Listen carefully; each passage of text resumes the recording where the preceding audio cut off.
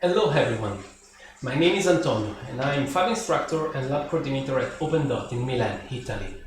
During the COVID-19 pandemic, I was amazed by how many people from the Fab Lab network and the maker community contributed with their tools, skills and efforts in helping society moving forward.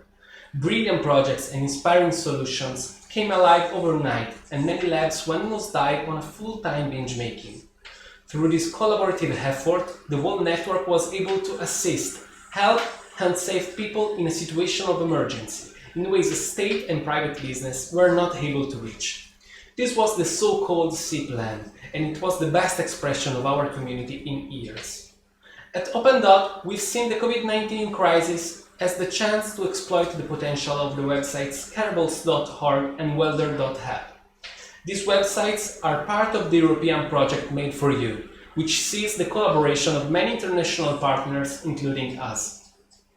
Through Careables, we promote stories, resources, good practices and projects related to healthcare and digital fabrication. And Welder is the online repository system we use to host and share those projects. During the recent lockdown, at OpenDot we realized that more than ever the maker community needed a common place to document, share and collect projects and experiments. That's what we did with Welder, by posting and promoting the most useful and maker-friendly projects related to the COVID-19 response. At a certain point, I realized I wanted to share the same projects outside the Welder domain, and I did so by using its API service on other websites that are part of our network, such as Make in Italy and Tech4Care. It was not that tricky.